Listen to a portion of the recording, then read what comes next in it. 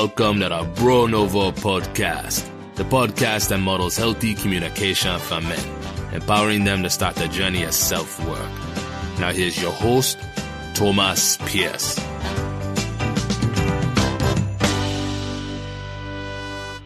Okay, and we're recording. Dr. Alcee, good morning. How you doing? Oh, good to be with you, Thomas. You prefer Tom or Thomas? Thomas is good, thanks. Got it. Yeah. I don't know. I had that switch at one point. I went by Tom a lot in high school, and then one day I kind of just switched it, and I was like, you know what? They named me Thomas. People ask me the same, Michael, and either one work. The only one is Mikey, as my dad calls me that since I was like a kid. So that's about it. Yeah, for sure. Are you okay with the Mikey, or is Mikey a no-go? Mikey's a no-go. I mean, yeah. Unless you're going to pay for my meal. Awesome, man. Cool. So you are a clinical psychologist, Ph.D., and you work with university students and probably a few other populations. And yeah, there's definitely a ton I want to dive in with you on, especially as it relates to us kind of emerging post-COVID world and, you know, what happened to us, you know, all that stuff from a professional's perspective. But to bring it back a little bit, you know, who is Michael, and what brought you to the mental health field as a profession?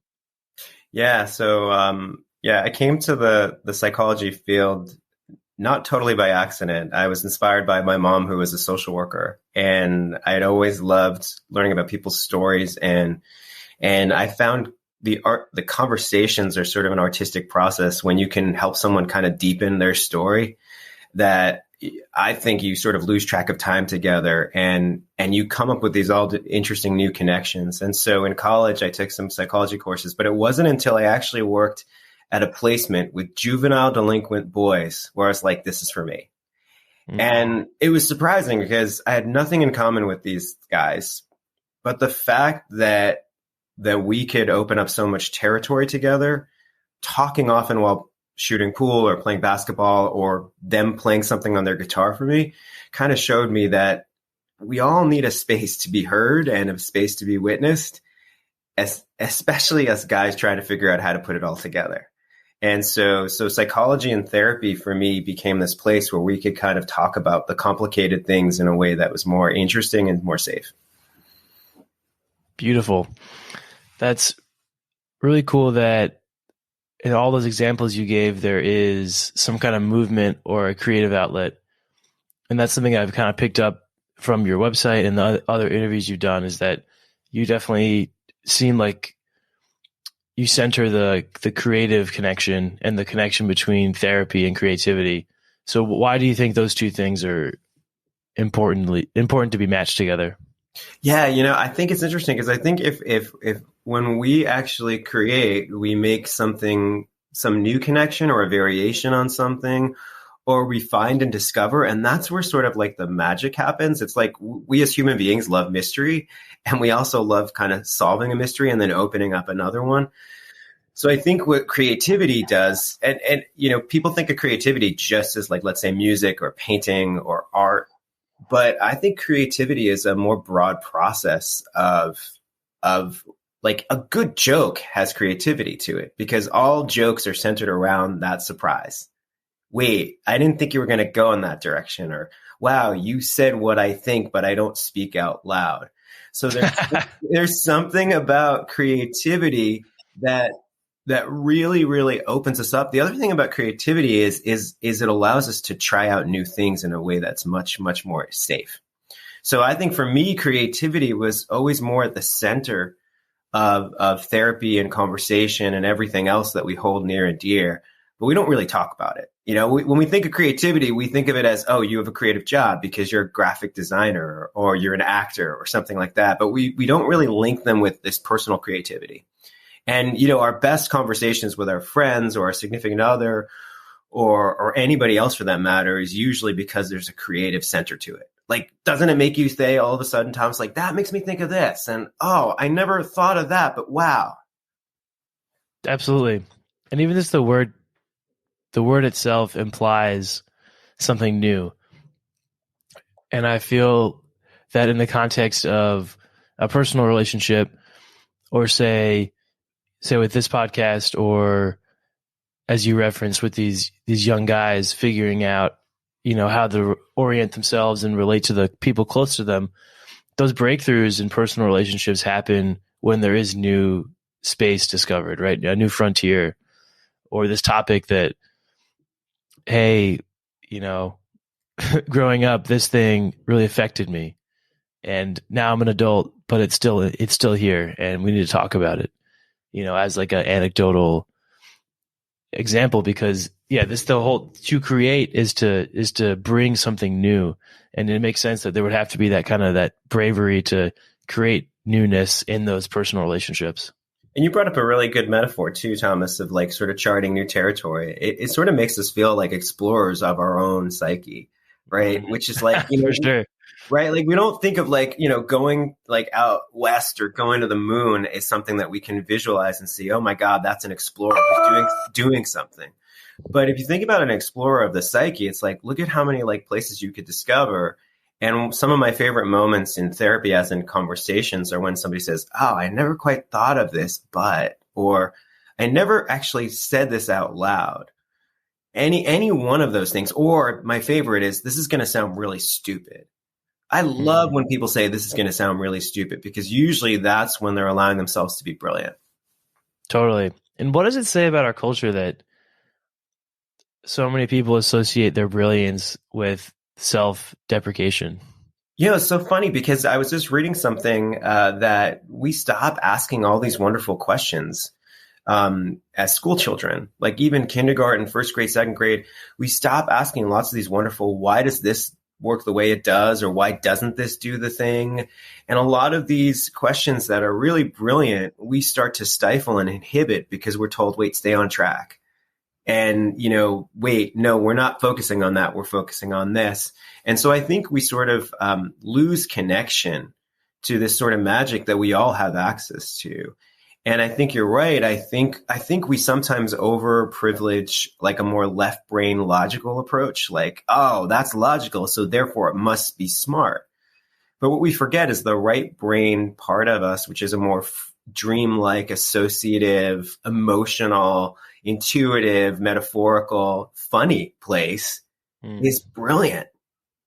And in the right proportions, it's amazing. And it's an amazing collaborator. I think of like how we're built as this interesting mashup, if you think about it, because like we are such a contradiction. We are logic and like this linear focus, sequential, along with completely freewheeling, associative, all over the place, emotional, and they're mashed up together.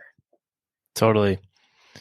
Yeah, that's amazing. And I think just from a societal perspective, that right brain can be the center of someone's life. There are creative outlets, and it doesn't even have to be, being an artist. It can be, I can think of a ton of business scenarios where a creative solution saved the day, or a manager who got creative to keep employees motivated. Mm-hmm. Drove the team forward to reach its accomplishments. Like, I think, there is this kind of disdain or kind of looking down on creativity in the culture, because it's such a, at least here in the US, right? It's so commercially driven, I would say. And commercial aspirations are often associated with very serious, very serious business here. It's also sort of like objectified and commodified in a way, right? Like to make it seem like unless you're doing something of this kind of value with it, you're not really being creative. And so then I think we then minimize or deny our own creative capacities. Like I work at Manhattan School of Music, and I work with all these musicians and these artists, like jazz and classical and musical theater and everything. And they know that they're artists when it comes to their music, but they don't think of themselves as artistic personally. That's pretty amazing that even artists themselves don't think of their own personal stuff as creative. That's bizarre. It's bizarre, but it's actually really important because, and it's interesting. It connects to sort of like, we're going to talk, I'm sure, about the challenges of and the complications of being a fully integrated man today. And one of the things is that like it's the yin yang, the kind of sort of old school masculine, feminine, bringing them together. That's what Jung said was the integrated human being. And in a way, like right brain and left brain are like yin and yang as well. And we all could do well to keep them in complementary balance, right? I love that analogy. You're an analogy master. I listen. I listen. What was I'll remember it. You used a few in another podcast I listened to, and I was like, damn, like this. I guess I'm a visual learner, so I'm a visual learner. I see through image, and the other thing is, you think about it, analogies are right brain connected with the left brain because they're often image based. And they're often something that we really know it's familiar, but you connect it with something really unfamiliar. And so people don't think that metaphor is a way of thinking deeply, right? Some of my favorite teachers used great metaphors to explain something as difficult as calculus, right? And so we need metaphor. And Robert Frost, the poet, said, those who are not educated in the metaphor are not fit to be let loose in the world. Wow. That's how powerful metaphor is, because it unites these different things and also finds similarity. Of course, he created a metaphor in that itself. Yeah. But he always said, a metaphor can only go so far, and then it starts to break down, and then you use another one, and you keep on using another one, and another one. Amazing. So in that build up, you reference this idea of psychological safety, and I think that's a term that is good to define. So how would you put it in the layperson's term? What does that really mean? One cool way of thinking about it is you hope that when you're talking to somebody, whether they're a counselor or somebody else, that you feel that there's a level of presence, that I'm with you, and I'm also suspending judgment. Like when we read a good novel and we sort of suspend disbelief, we should also sort of be with someone who hopefully suspends judgment so that we can open up more into whatever we're thinking or whatever we're feeling. And a good counselor does that. And another way of describing what I think is the most safe but the most creative space, there was a psychologist named Donald Winnicott. He was a British pediatrician and psychoanalyst. And he's the guy who came up with that term transitional object. You know how like your teddy bear is your transitional object, your blankie is something that it's a real object, but it also has its own mythology. It has its own name and its own history and all that kind of stuff. And he felt like transitional object was because it was in a transitional space, meaning it was in the space between fantasy or imagination and reality. And it was the overlapping in those areas. He sees transitional space as how we adults form what's called potential space. And potential space is where creativity reigns. Because potential space means I can mix what's happening in reality and in my imagination together and tinker with it. And I think when therapy is going well, when good conversation is going well, we feel that there's potential space. In other words, Thomas, I could talk to you, let's say if we were talking in a conversation and I could talk to you about like that something is making me feel both sad and angry, or something that completely doesn't go together, like maybe I feel happy or proud of something, but I also feel guilty.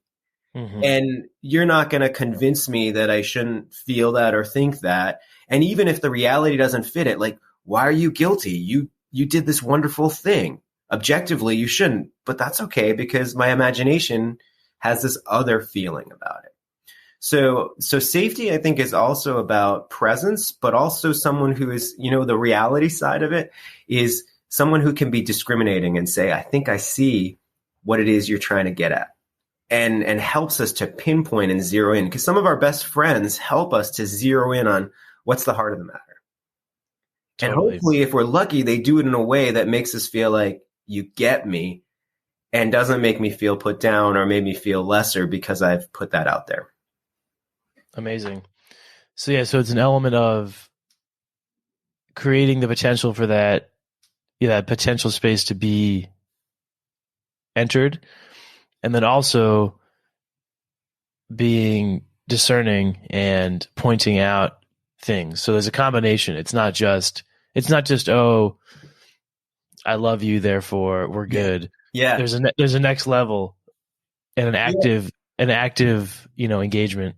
Yeah, it's so funny because sometimes people tell me as a therapist, one of the things they find cool is that, at other sometimes they say in my therapy history, like I went to a therapist and they were really great. Like they would really listen and I felt really understood and they would like mirror back what I was saying. But then they didn't always zero in. I didn't know what to do with all they agreed with or anything that maybe they didn't fully agree with. And then they're like, but then I went to this other therapist and they were really great because they could zero in on this and that, but they didn't really listen to other stuff that didn't fit in with that. Mm. And so I think it's sort of the balancing of both is when we're most integrated. And I think, all of us do well when we're discerning and receptive. And, I joke around that there's a difference between being discriminating and discriminatory, right? Discriminating means we can like figure out this versus that. And it's not like discriminatory in that we're doing something that's judgmental. Discriminating still is just trying to understand, hey, that's this kind of screwdriver. That's this kind of wrench. Mm-hmm. Like that's just discriminating, but that's not discriminatory. Because sometimes people get cagey, right? I don't want to get too, and the other thing is that there's interplay in us discussing things. And so therefore then we could be like, wait, my sense of it was that you were saying this. What's your sense of it? And that's when we like sort of, it's almost a little bit more like jazz where you're kind of creating a melodic statement and then you're having, am I getting your melodic statement right? And then you play it back and say, no, actually you missed this part of the lick. And then you go back and forth. So as a therapist, and I'm someone who I'm interested in therapy as a career and I'm doing like prereqs again. Mm-hmm. So if there has to be that balance between presence and insight. Yeah. Where does the training come in? Is it, because that insight, I would have to imagine is hard to teach. That's a bit of a gift maybe, or it's a bit more of that right brain, connecting. So where would you say the elements come into compare as far as the actual training and the theoretical background and knowing the data, and then the actual, the magic? That's great. No, that's a great question. Sometimes I think I call it therapeutic presence on the one hand and therapeutic authority on the other, right? Which and therapeutic presence tends to be more right-brained, right? And therapeutic authority, like, ooh, I'm discriminating. That's more left brain. I'm kind of analyzing stuff. And you know what? I actually think that it's almost like handedness. I think we're sort of like have a nature that prefers one or the other, right? And some of it might be temperament or some of it might be just leaning, and some of it might be a combination of experiences. So for example, when I started out as a therapist, I was very present. I could always do presence pretty well, but I wasn't good at authority. I didn't trust my instinct to say, this is what's happening, and I think this might be helpful. I was a little sheepish about that. Right. So I had to develop the other side, and it was like developing my left hand as a pianist. Right. There are other people who start out and they're like more like, no, I like being able to set the agenda, and I like knowing that I'm working for goals, and that makes me feel good. But I also feel good at that. It's a lot like a musician too. Like, a singer or a musician might come in and be really good at, like they might have a really good, like, let's say a singer has like, is a capacity to really belt. Like maybe that's like their authority. They can really belt it, but maybe they're not as good as making some more dynamics between things and really listening to the band. Right. And so I think each person comes in with a certain kind of like baseline level of raw material. But then hopefully what training does is it not only evens them out, but it gets them better integrated. So then you can capitalize on both more fully together. And that's what a good musician does too. Like a good musician or a good actor or any good artist really tries to figure out how to get their technique to the level that they're combined with their own personality to bring it together to express something bigger. So it's not uncommon for people to feel underdeveloped in one facet or the other, whether it's authority or presence. Right. And actually on the episode I heard you on, there was reference to that, especially at the beginning. And it makes total sense. A resident fresh out of medical school, everyone knows they know nothing. It makes sense. It would be similar with a therapist. They need to develop the skill set and the confidence to, they're not going to be the same practitioner 10 years down the line that they are the day they finish, their master's program. And what's weird too? Like, I think this is just as doctors and as therapists and whatever profession, we sort of learn a lot, and then we sort of have to unlearn quite a bit. Even Freud and Jung said that after they came out of medical school, they needed to unlearn a lot in order to become the kind of therapist that they meant to be. So I think it's also important to sort of take heart that don't think that you're supposed to have this all together, even when you've gotten the training, because then you have to sort of tailor to figure out, wait, what's really right for how I work, right? So now, Thomas, you see that I like metaphor, and I lean into that because that's the way that I think more fully and engage more. So instead, I used to try to pretend that away. I used to think, I need to be more cognitive behavioral and think more logically. And that just didn't work for me. I tried it and I can do it, but I have to do it in the voice that's mine. So I think another thing, it's about just like every artist, like every writer has to write in their own voice, but they want to sort of mimic some of the great writers to get a feel for what's possible. And so you're always coming back to the basics, and the basics are listening and expressing. Right? It's like a good musician is listening and then they're playing. And it's back and forth between those two things. And the better we get at listening, the better we get at playing. The better we get at playing, the better we get at listening. And so they feed each other back and forth. But it's your distinctive genre. I sometimes joke that being a therapist is like learning how to find your voice on that show, The Voice, where like you're a contestant and you're like, which genre are you really good at? Like, are you more like this kind of therapist or more like that kind of therapist? And really getting to know the different theoretical orientations or other kinds of interventions is a way of getting more practice. But eventually, like, you want to figure out what's the mix that's you. I love it. That's why jazz is the most superior genre of music also. Yeah. It's true. I mean, it's also true because if you think about jazz players too, is that they master so many old standards, but then you hear it and you're like, oh my God, that's definitely Oscar Peterson, or like, that's definitely Bill Evans, or that's John Coltrane, or that's like, you can hear the distinctive style. And the other thing is it's really an homage too. Like, the other thing that I love about creative work, whether it's in therapy or anything else, is that we're always paying tribute to the people who come before us and trying to find a way to reference them in a way that's like, thank you. For sure. I love that.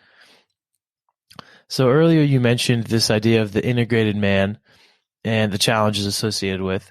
Yeah. So I'd love to kind of learn more about that. So what do you mean by that term, the integrated man? Yeah, I mean, the integrated man, like, here's the cool thing about us guys today. We've become a lot more emotionally intelligent. We've become a lot more emotionally available. And, there's a broadness in our capacity to imagine, others, I think, than was in conventional masculinity or traditional masculinity, which is really cool. It's really, really cool. And traditional masculinity has its values too, of like sort of valor and strength and wisdom. All of the wisdom traditions come from that too. Like Odysseus was a resourceful, brave, valiant warrior. He also cried a whole hell of a lot when he lost his men and he missed his family. He was a really fully fashioned creature. But I think, at the same time, it's complicated because I think sometimes also what I've noticed about millennial men, especially, and Gen Z men, is that they get a little cagey around how to own their authority, like how to own your center without being, let's say, oppressive to anybody or, wanting to be able to hold your power in a way that's responsible and enlightened. And yet sometimes that's not as clean to integrate as we'd all wish it to be. And so then even in talking about it, people can feel guilty or sheepish of like, oh my God, I don't want to sound like that kind of guy, or I don't want to be that kind of person. And yet I think it's a struggle for all of us. I think men and women actually struggle with bringing those different elements of the self together. And I think sometimes even in our culture, not only men, but I think even women don't understand how much more complex and challenging it is to be a man today. Even though there are some wonderful opportunities for us to be, I think, much more integrated than we've ever been. Totally. And it also gets into that kind of, I think the sheepishness may come from, especially for us white guys, to not be tone deaf, and with all these privileges associated with the society we live in. I think for myself, I can totally identify with that. Who am I to complain about this? But I think it matters, and creating that space it matters because at the end of the day, everyone deserves to feel seen and heard, and everyone deserves to have their realness acknowledged, right? Yeah. And the universe of possibilities and challenges that exist inside of them, to see that and have that be validated. Yeah. So yeah, I think it's in this program too, there's a lot of that get started because there, in 2020 after George Floyd was murdered, I was like, okay, what do I have access to? I have access to a bunch of white people I grew up with. I have a voice. I'm okay. I can talk about challenging things. So let's create this program and try to change, the conversation. Yeah. So, but at the same time, there's also, I feel like, with the way the politicization of these kind of topics also has gone, is that maybe people can't feel like they can talk about it or get help when they need it. So yeah, it definitely is, especially when you bring in the other kind of identity markers, it kind of makes things complicated.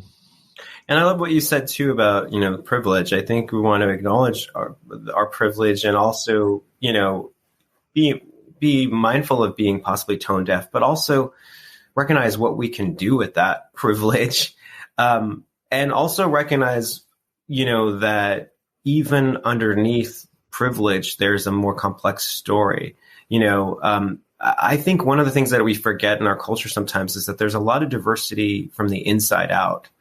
And that's the funny thing about how we're psychologically built. We have these many different facets of self, many different sides of self, and there's a lot more nuance there. And I think, seeking out nuance in others and ourselves and helping to celebrate and open that up is really a great counterbalance to being tone deaf, because I think it's harder to be tone deaf when we're really open.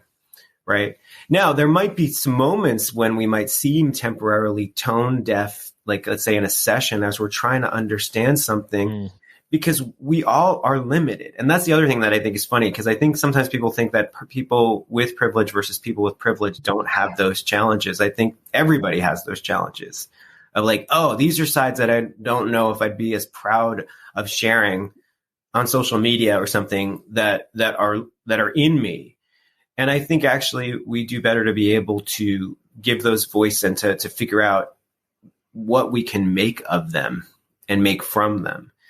And so I think also sometimes getting in the mud and the dirt of that in a sort of responsible way is really, really cool. And so there is something about this interesting balancing act of figuring out how to do that. And that's what I said, the difference between discriminating and discriminatory, right?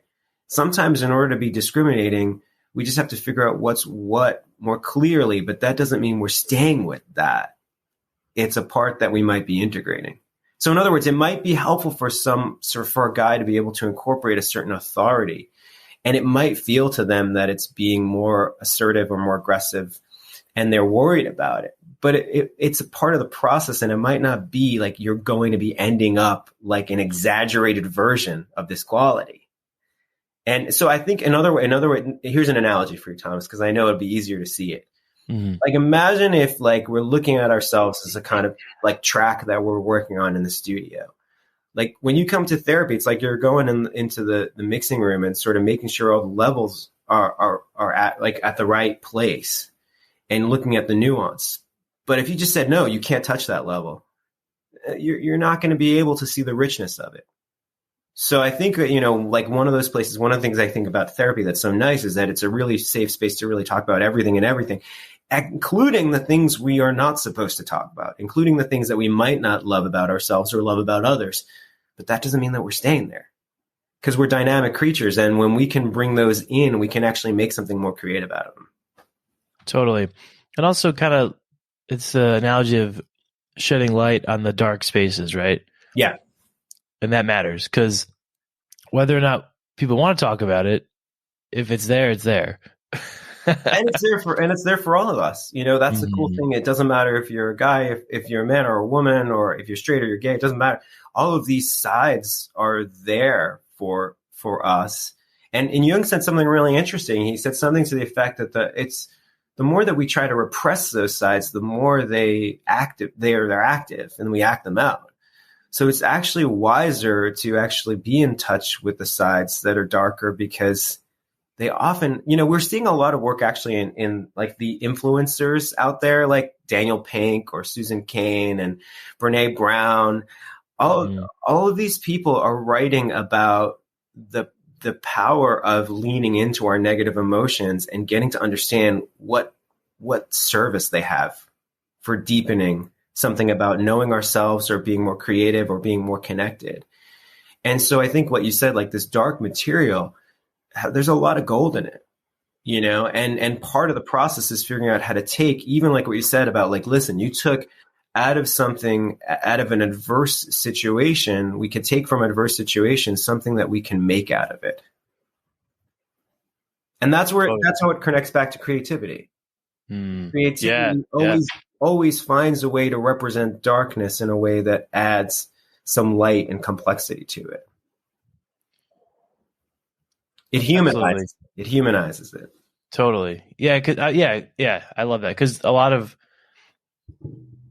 great pieces of art are dark, and that's part of it. So when it comes to this idea of owning their power, I think that's a really good one to define too, because it speaks to the balance, right? Because nobody wants, mansplaining, for example. That's right. That's an embodiment of, a really annoying and unhelpful, way of interacting. But also you mentioned this idea of owning one's power. So what does that mean, and how do you help, your patients get there? Yeah, I mean, I think, you make a really good point. There's a difference between owning one's power as authority versus being authoritarian about it, right? Like the mansplaining or anything that goes in that direction gets more like patronizing, right? That's where that word comes from, patronizing, and sort of has a father in that word. It's not the father figure that's the sort of wise, I'm sort of here as counsel and I have something discriminating to share. Right. Like, I know this is going to be a strange analogy, but Yoda is a great father figure in a way, right? Nice. Because he's wise, but he's not mansplaining at all. He's just trying to say, listen, this is how the force works and this is how the universe works. And you can hopefully take from it, but I'm not going to force it on you. Right. And so I think there's a way, and when we kind of come to a sense of wisdom or discriminating capacity, we want to share it, but we also do best to model it, right? And I think also some of the best leaders, whether they're men or women, embody and show how to mobilize that power in service of something greater than the self. And I think that's a power and that's an authority that's combined with empathy. And authority and empathy, or authority in service of something that's creating a greater sense of justice or a greater sense of compassion, that is a much more evolved, enlightened kind of power. But again, sometimes when we're starting to learn, it's like learning how to use a sword, right? Like a samurai training, right? Like they're trained like essentially to make the sword, but then they're trained to fight responsibly with it because that sword is really dangerous. And so I think sometimes we forget that psychologically we need training in using this power. And even initially, if it comes out in a way that's not fully tempered, that's okay. And so we need to give ourselves growing room. And we need to hope others understand that this is part of a growing process. Right. And we see this with children. Like, I have a 4-year-old son, and, I see him getting excited about his capacity to do things and say things and even his own strength. And I think there's something about supporting the healthy enthusiasm of wanting to have confidence in his own mastery and his own command of his language, of his strength, of all that stuff, but also wanting to shape it with emotional intelligence and to use it responsibly. But I don't get upset if he gets a little rambunctious because he's trying to figure it out. I want to kind of model to him how he can marshal that, or how to help him to harness that until it gets more put together. And I think as men, sometimes we might not have always had the space to do that in a way that we could not only gradually bring it together, but bring it together in a way where we also didn't get sort of haunted by, oh my God, I'm being that kind of guy that I didn't wish to be. Absolutely. So I think some examples of kind of where that could show up is like a small team environment where someone needs to organize or say, we know what the goal is, we don't know how to get there yet. I'm going to throw out some ideas. That's a leadership moment. And it doesn't have to be, like you said, authoritarian, but it's kind of, in my life, in those spaces, identifying where something needs to change or something needs to happen to catalyze us to get where we want to go, or whether it's in the family group, friends, a sports team, so I guess just trying to kind of define what those like moments of seizing or kind of accepting authority, authority roles would look like. Yeah, I want to talk about somebody. I think it'd be interesting to talk about Volodymyr Zelensky for a moment. Oh yeah, what a lech, yeah. Because I think he's a great example, and he's an exennial like myself. And I think us exennials, he has this great notion of bringing together the best of traditional masculinity and modern masculinity, right? Traditional masculinity of saying, listen, I'm going to be in a military fatigue to show you that I'm strong with you in protecting our country, and I'm not leaving. And I don't need ammunition. I don't need a ride. I need ammunition. But then there's the other side of him. Same thing is, I'm going to visit soldiers in the hospital, give them medals for their bravery, but also I'm going to be here for you and empathically show you that I'm still here and I'm still available. That's an emotional thing. That's an empathic thing. And that's using authority and also using this sort of receptivity of imagining emotionally what it must feel like to be a mother, father, daughter, son in this particular moment right now. And I think that's a really amazingly integrated form, because he's both being that traditional, strong, protective warrior, but also that more modern, I am a peace-loving, emotionally intelligent, hopeful for diplomacy, ready to console and comfort and be here on all those other levels, which we actually see in another exennial leader, a female leader from New Zealand. The Prime Minister, Jacinda Ardern, did the same thing during the COVID pandemic. I mean, she was brilliant in shutting down her country very early and also making sure that protocols were in place, and then hopping on a Zoom speech in her sweats after putting her little girl to bed, I think a little son or a little girl, and basically then telling everybody we're in this together. So I think you actually see the integrated sense in both women and men. You see that authority and how it's brought together, and that's what Jung was talking about, of the yin and yang. The yin and yang in men and women is a beautiful thing to bring together. And I think sometimes we don't think about how those can be integrated that way, but I think we're seeing it right before our very eyes. Great examples. Yeah, and I was going to say also that, and you hit it right in the head, because the advantage of the new age is that, it brings these challenges, right, of how do we integrate as men, how do we own being masculine and more visibly feminine. Right. But at the same time, it then opens up the room for anyone, all genders, to then also be leaders, because everyone is kind of moving past this idea that only men, the strong man model of leadership is the only way. That's largely, I would say, dismissed, at this point. Maybe it's just the circles I run in, but Yeah, no, that's true. That's true. And I think you're right that it also, and I think that's the other thing is that I think this is a more human thing. That our best human capacities, our most creative capacities are when we bring together this discriminating capacity that we have with this emotionally connected, empathic capacity that we have. And I think when we bring those together, we really transcend something and we really transform something. And so I think leaders who mobilize that of any gender are doing something amazing for the culture. Well said. It also takes nuance, I think. And I think we're a culture that can get like tripped up with polarization and also sort of kind of focusing on small facets and magnifying them on both sides of the aisle. Like, it doesn't matter which political side of the spectrum you're on. It can be done on either side or both sides all the time. And I think that's where we want to remember that Walt Whitman said, do I contradict myself? I am large. I contain multitudes. We all contain multitudes.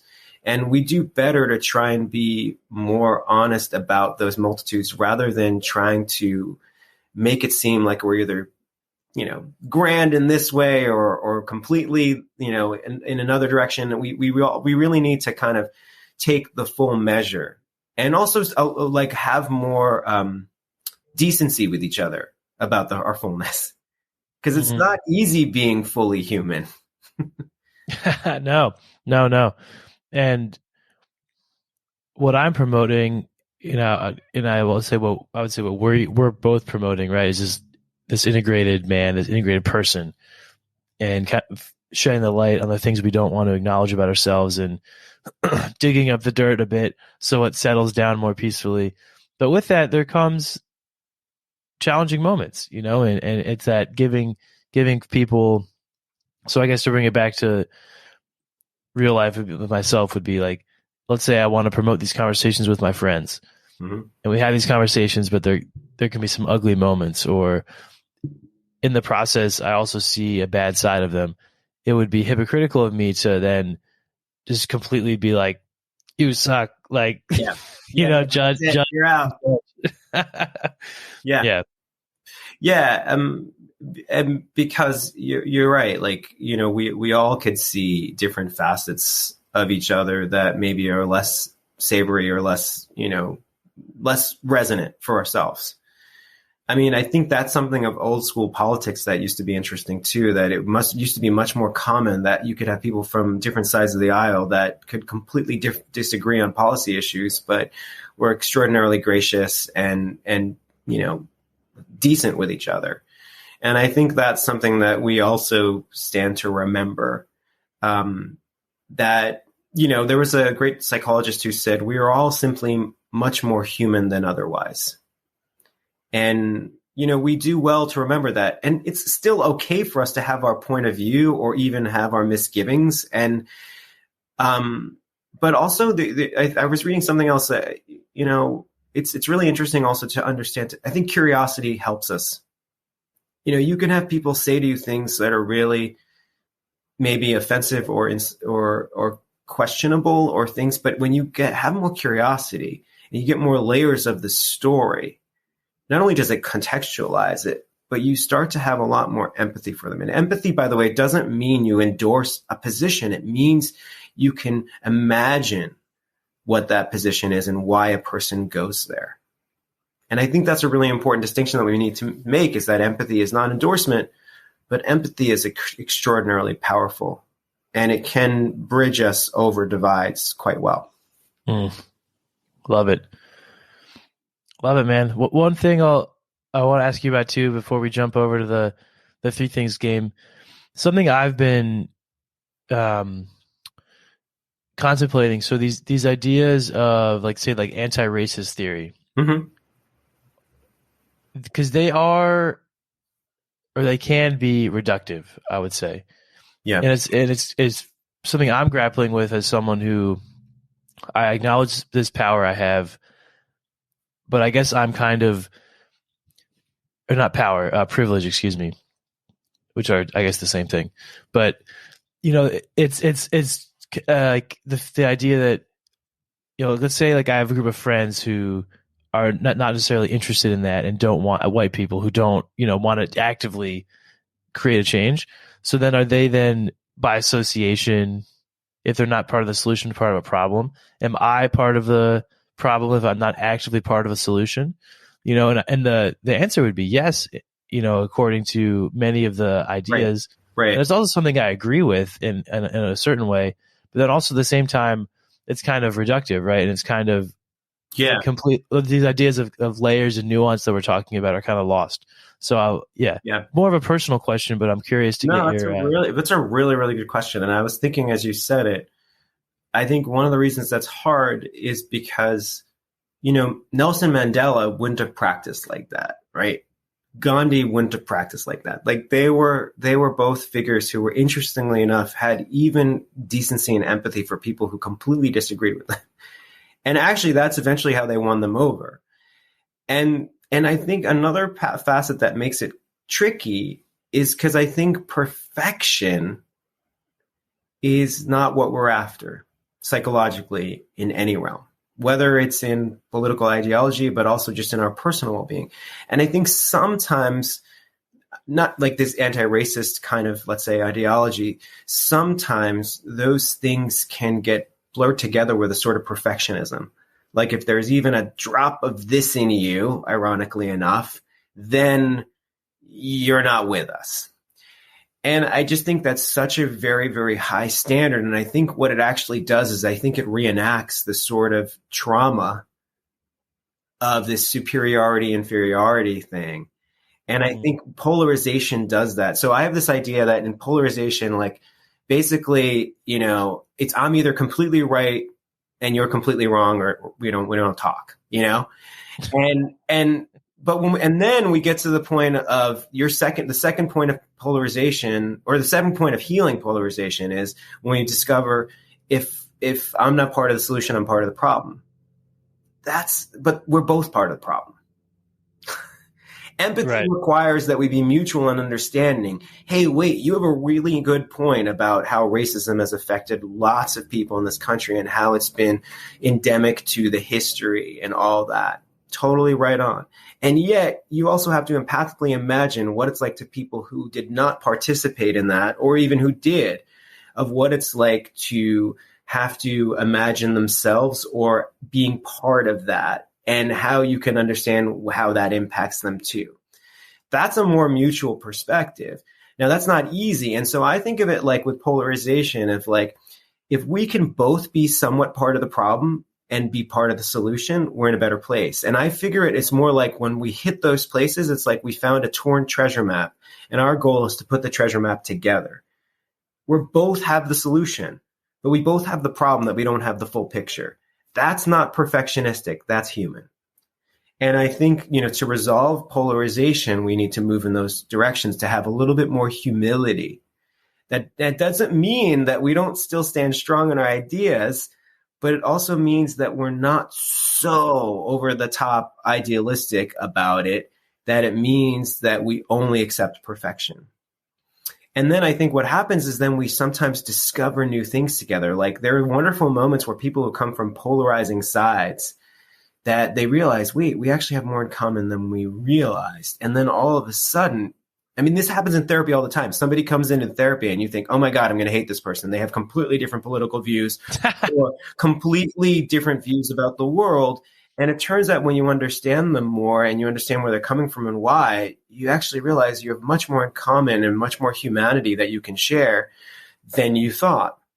And I think what we want is more contact and more, not only understanding, but more experiences of getting to know the fuller nuances of people.